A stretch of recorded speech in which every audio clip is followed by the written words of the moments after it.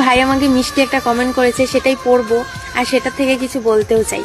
ভাই বলে যে দিদি, আমি এই শুধুমাত্র আমার ফলোয়িং লিস্টে তোমাকেই রেখেছি, আর আমাদের পাড়ার সবাই বলে যে এই মেয়েটা তোর কি হয়। আমি তো বলি মেয়েটা আমার দিদি হয়।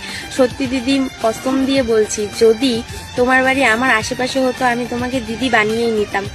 তবে একটা কথাই বলতে চাই, তোমার ভিডিও যদি আমি চোখ বন্ধ করে তোমার গলার সাউন্ড দিয়ে শুনি না, তাহলে চোখ দিয়ে জল বেরিয়ে যায়। তোমার ভিডিওটা এতই মিষ্টি হয়, তোমার ভিডিওগুলো দেখে আমার মন ছুঁয়ে যায়। সেদিন থেকে আমি তোমাকে ফলো করে রেখেছি। তবে হ্যাঁ, একটা কথা বলতে চাই, আমার জীবনের ঘটে যাওয়া ঘটনাটা তোমার সাথে শেয়ার করতে চাই। তবে হ্যাঁ, ভিডিওটা করে সব ছেলেদেরকে সাবধান করে দিও। জানো দিদি, আমি 2 বছর 8 মাস একটি মেয়েকে ভালোবেসেছিলাম। তার আগেও একটা বয়ফ্রেন্ড ছিল, সেই বয়ফ্রেন্ড নাকি তাকে ছেড়ে চলে গিয়েছিল। তারপর যখন আমি তার সাথে রিলেশনশিপে আসি, তখন ভেবেছিলাম সে ভালো ছিল, ঠিক আছে, তার সাথে এরকম ঘটনা ঘটে গেছে, কিন্তু লাস্ট পর্যন্ত সে আমাকেই ঠকিয়ে চলে গেল সেই ছেলের কাছে। এখন নাকি তাদের রিলেশনশিপ অনেক দিনের ছিল, তাদের সব কিছু ঠিক হয়ে গেছিল, কিন্তু আমি বাড়িতে বলে বোকা সেজে গেলাম, তাই না বলো? সত্যি তার রূপের এতটাই অহংকার যে আমাকে অনেক কিছু বলেছে, এগুলো না বললেই না হয়। থাক দিদি, পরে অন্য কোনো দিন বলবো, কিন্তু সব ছেলেদেরকে উদ্দেশ্য করে কিছু বলে যাও। একটা কথাই সব ছেলেদের উদ্দেশ্যে আমি বলতে চাই, যে যদি তোমার প্রিয় মানুষটাকে তুমি পছন্দ করো, তাহলে রূপ দেখে কখনোই পছন্দ করবে না।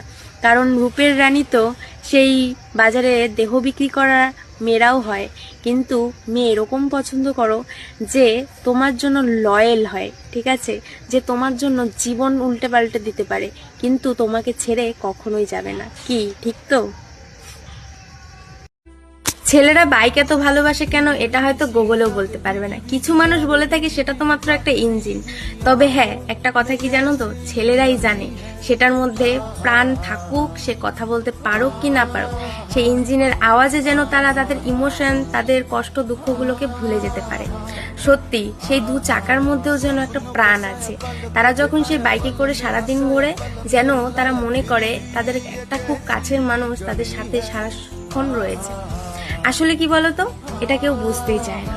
হ্যাঁ, একটা ছেলে যখন জোরে স্পিডে বাইক চালায়, তখন হয়তো সবাই ভাবে ছেলেটা জোরে বাইক চালাচ্ছে, ছাপড়ি, 420, 420 এরকমই মনে করে। কিন্তু মনে রাখবে, একটা ছেলে জোরে বাইক চালানোর পিছনে 2টো কারণ আছে। হয় তারা অনেক খুশিতে থাকে, আর নয়তো তারা অনেক দুঃখ কষ্ট নিয়ে বাইকটাকে চালায়। তখনই তারা জোরে স্পিডে বাইক চালায়, হয়তো তার প্রিয় মানুষের কষ্টে, আর নয়তো তার প্রিয় মানুষটাকে পাওয়ার খুব আনন্দে। তখন যদি তারা মরেও যায় না, তখনও তাদের কোনো যায় আসে না, কারণ তারা অনেক কষ্ট কিংবা খুশিতেই এরকম জোরে বাইক চালিয়ে থাকে। হয়তো বাইকের ইমোশন নিয়ে তারা কথা শুনতে পারে না, হয়তো ছেলেরা এই কারণেই বাইকটাকে অনেক ভালোবাসে।